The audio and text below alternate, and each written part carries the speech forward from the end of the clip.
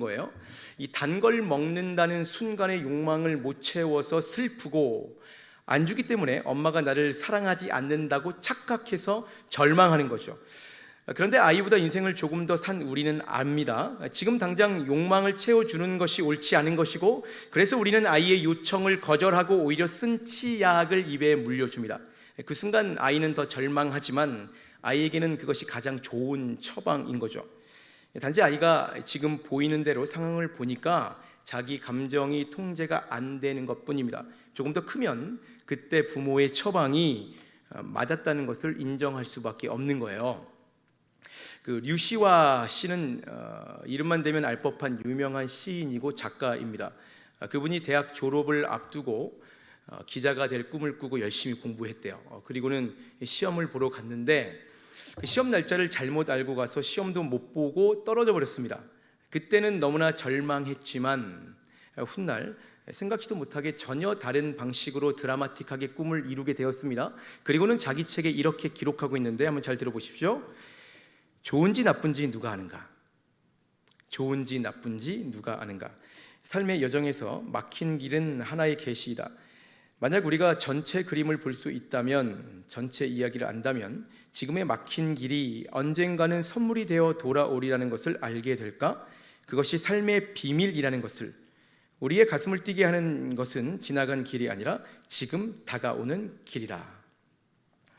오늘 우리가 함께 나눈 말씀은 아삽이 지은 시편의 일부분입니다. 오늘은 이 말씀을 통해서 지금 우리에게 하나님께서 무엇을 말씀하시는지를 빠르게 한번 두 가지로 살펴보도록 하겠습니다. 자, 첫째, 내 때가 아니라 하나님의 때가 진짜 때입니다. 내 때가 아니라 하나님의 때가 진짜 때라는 거예요. 우리 성경을 보시면 예수님께서는 자기 사역을 하시면서 종종 이런 말씀을 하셨습니다. 요한복음 7장에 너희는 명절에 올라가라. 내 때가 아직 차지 못하였으니 나는 이 명절에 아직 올라가지 아니하노라. 마태복음 26장에 이에 제자들에게 오사 이르시되 이제는 자고 쉬라. 보라, 때가 가까이 왔으니 인자가 죄인의 손에 팔리느니라. 여기서 때는 아시듯이 십자가 지시고 구원 사역을 완성하는 때를 가리키는데, 그 때는 내 마음대로 당길 수 없고 내 마음대로 미룰 수도 없고 없앨 수도 없습니다. 왜냐하면 하나님께서 정하신 때이기 때문이고, 그래서 그 때의 타이밍을 맞춰야만 구속 사역이 완전하게 이루어질 수 있기 때문인 거예요. 그래서 예수님께서는 항상 하나님의 때에 맞추어서 자신의 일정을 조정하셨습니다. 그리고 때로 그 때를 기다리기 힘들거나 감당하기 너무나 버거우실 때는 이렇게 기도하셨죠. 마태복음 26장에 조금 나아가서 얼굴을 땅에 대시고 엎드려 기도하여 이르시되 내 아버지여, 만일 할만하시거든 이 잔을 내게서 지나가게 하옵소서. 그러나 나의 원대로 마시옵고 아버지의 원대로 하옵소서 하시고, 그럼에도 하나님께 내 때를 이양하시는 거죠. 그렇기 때문에 결국 하나님의 때에 예수님은 십자가에 달리셨고 영광스럽게 부활하셔서 구속 사역을 완성하실 수 있었습니다. 중요한 것은 나의 때가 아니라 하나님의 때입니다. 오늘 본문은 바로 그런 때를 우리에게 말하고 있습니다. 자, 2절을 한번 보실까요? 자, 주의 말씀이 내가 정한 기약이 이르면 내가 바르게 심판하리니. 그 본문이 어떤 시기에 무슨 심판을 말하고 있는 건지는 정확하게 알 수는 없습니다. 그런데 본문에서 강조하는 것은 그런 심판은 아무 때나 또는 사람들의 생각과는 전혀 상관없이 하나님께서 정한 기약이 이르면 하시겠다, 그렇게 기록하고 있습니다. 다 때가 있고 그 때는 우리 하나님께서 정하신다는 거죠. 그리고 아래 말씀을 또 이어서 보시면 왜 우리의 살고 죽는 것이 하나님의 정한 때에 달려 있는지를 이렇게 설명합니다. 3절에 땅의 기둥은 내가, 하나님이죠, 하나님이 세웠거니와 땅과 그 모든 주민이 소멸되리라 하시도다.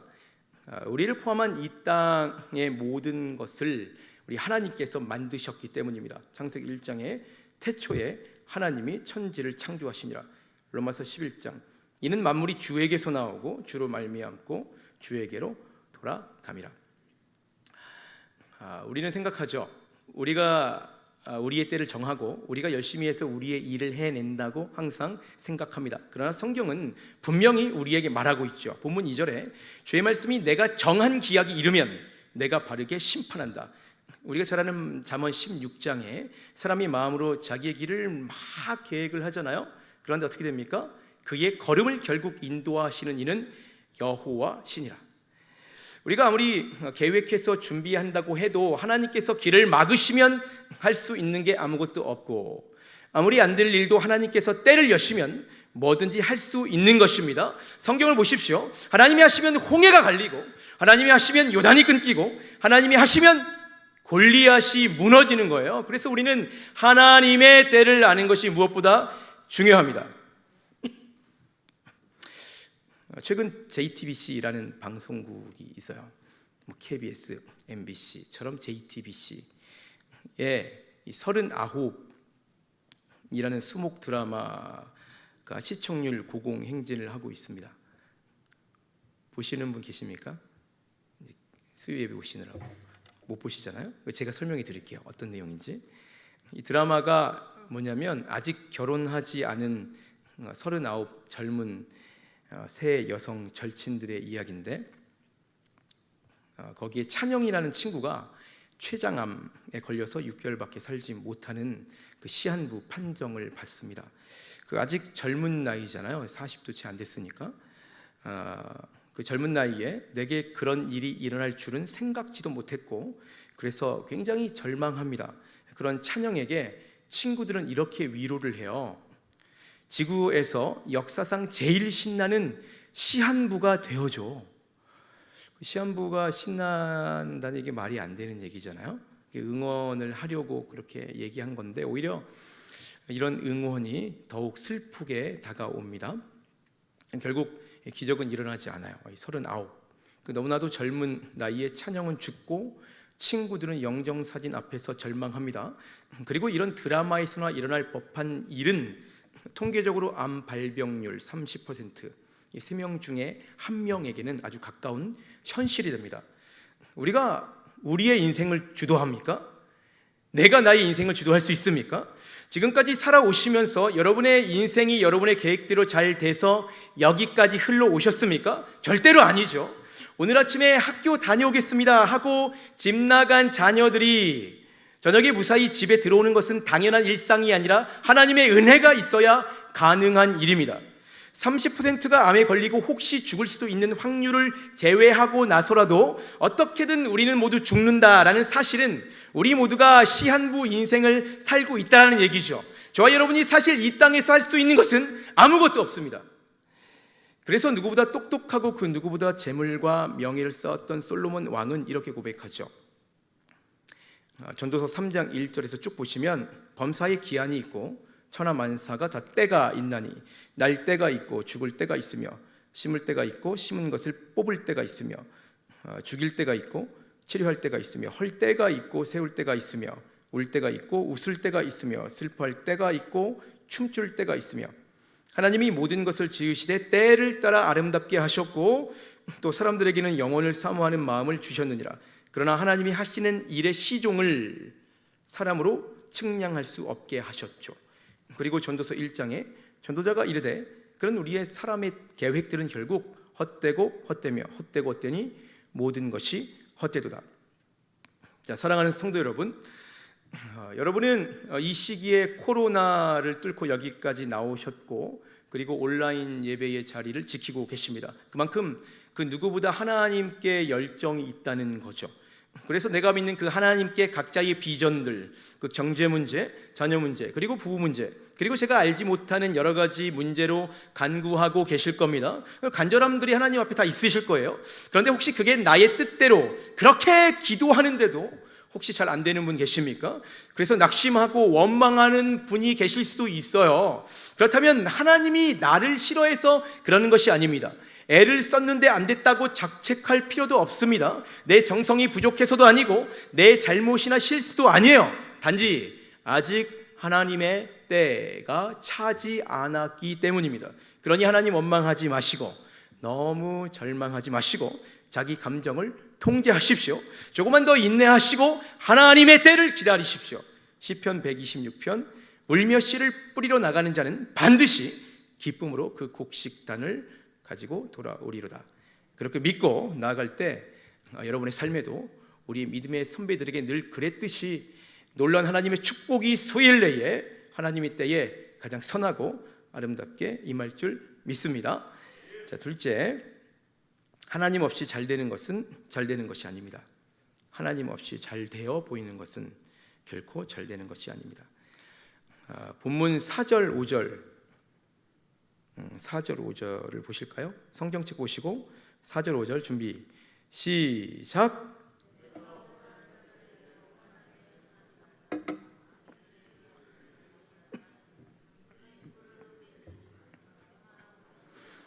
말지어다. 아멘. 세상 사람들은 하나님 없이 이룩한 성과나 쾌락을 보면서 내 힘으로 모든 것을 할 수 있다라고 생각을 하죠. 이런 모습을 본문에서는 사람들이 자기 뿔을 높이 든다라고 그렇게 표현을 합니다.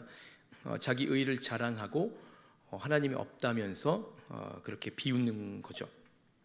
그런데 이러한 것은 이가 썩은 우리 딸이 지금 당장 먹고 싶은 초콜릿을 입에 넣었을 때 기뻐하는 것과 같은 이치입니다.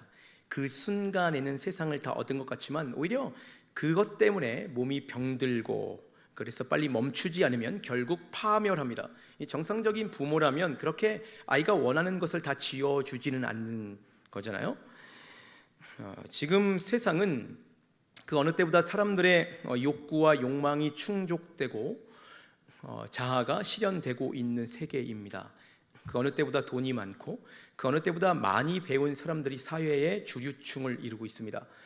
세상이 추구하는 이상세계가 실현될 만한 조건들이 사실 아주 잘 구비되어 있잖아요.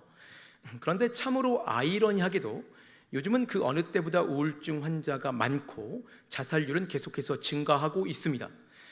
과학을 맹신하지만 병균 하나 막지 못해서 온 세계가 셧다운 상태고요.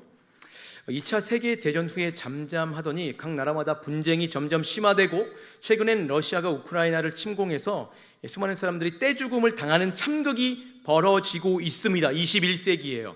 바로 윗나라 근처 얘기라 한국도 굉장히 불안한 상황이죠. 왜 그렇습니까? 왜 인간 세상이 갈수록 바닥을 치는 것입니까? 하나님 없는 쾌락이기 때문입니다. 하나님 없는 지식이고 하나님 없는 위장된 평화이기 때문입니다. 이렇게 가다가는 앞으로 무슨 일이 일어날지 모르는 거잖아요. 하나님께서는 그렇게 하나님 없이 자기 멋대로 뿔을 드는 세상 사람들을 오만한 자 그리고 교만한 사람이라고 정의하십니다.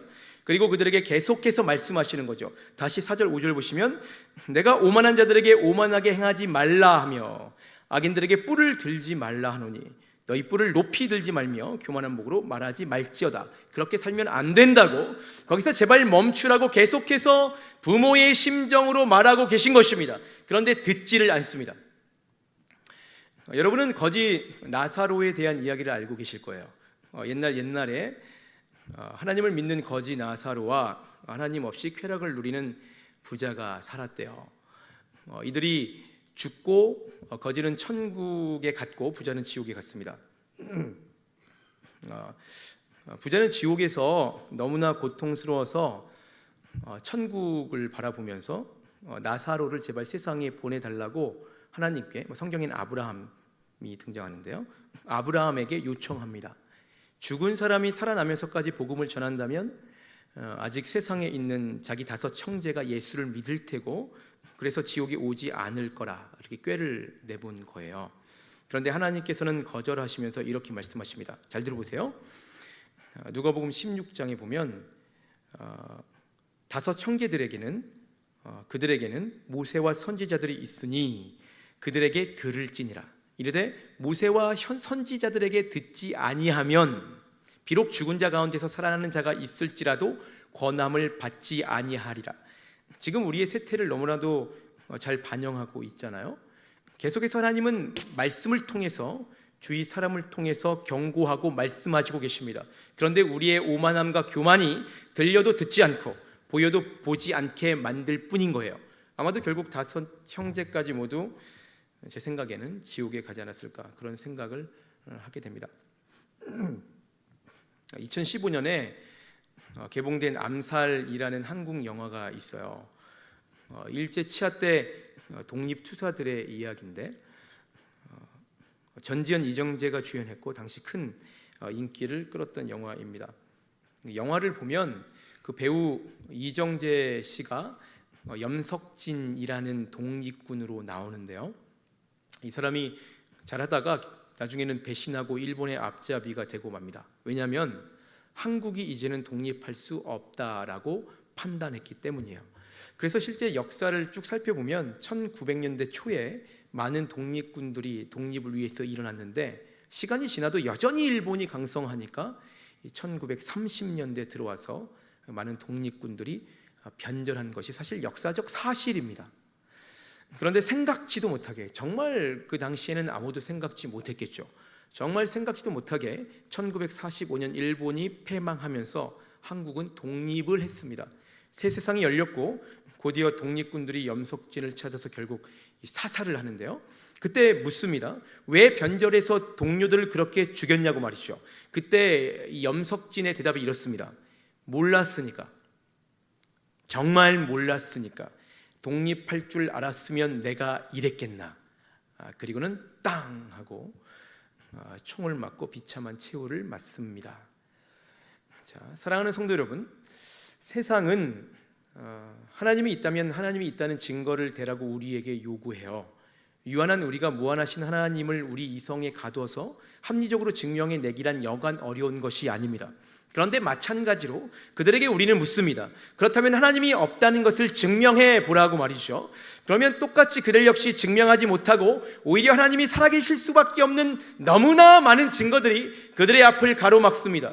여러분에게는 내 하나님이 지금도 나를 이끄시는 살아계신 하나님이십니까? 아니면 그저 책 속에 갇힌, 그저 내 마음을 평안하게 하기 위한 다양한 도구 중에 하나입니까?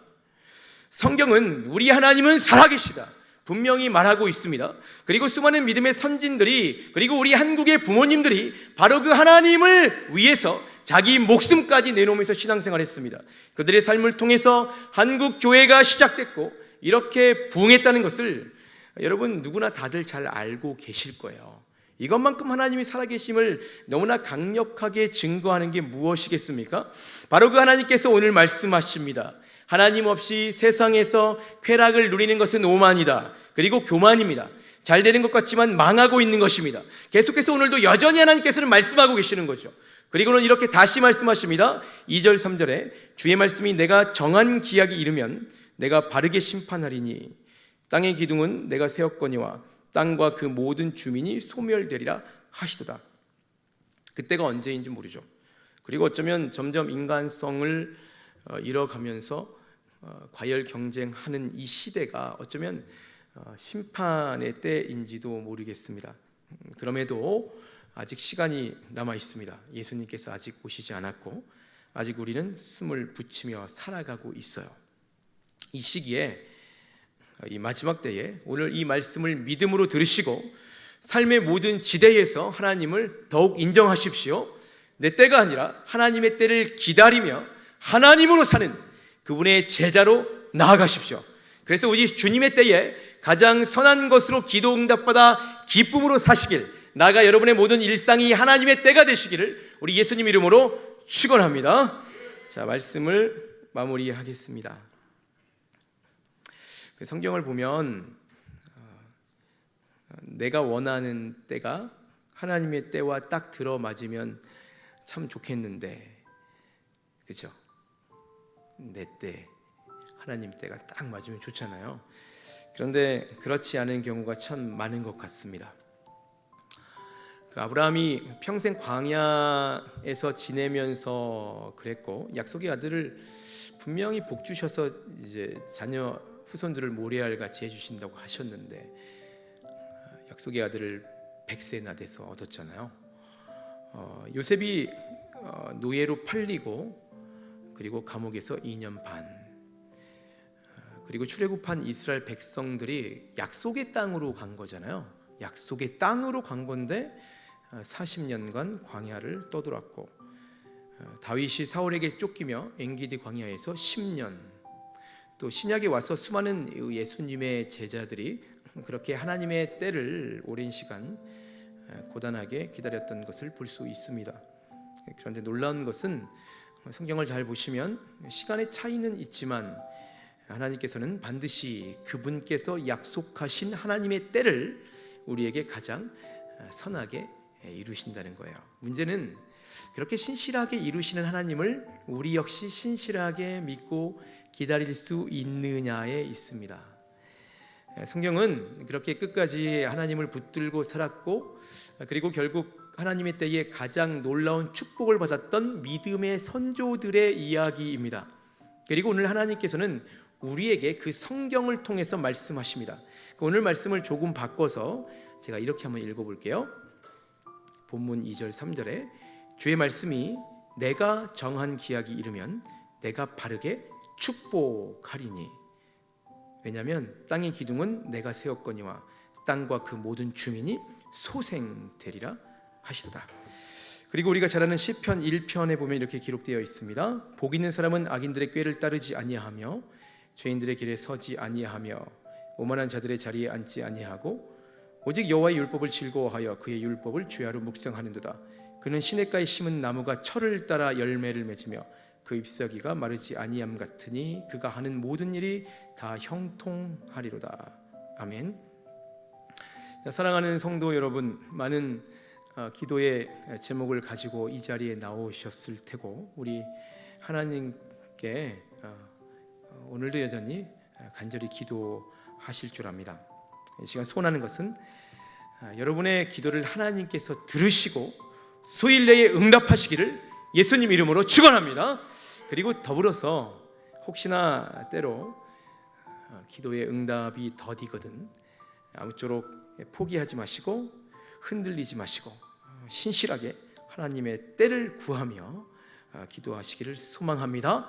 그랬을 때 신실하신 하나님께서 그렇게 하나님께 신실하신 여러분에게 가장 좋을 하나님의 때에 가장 좋은 것으로 갚으실 줄 믿습니다. 우리 함께 찬양할까요?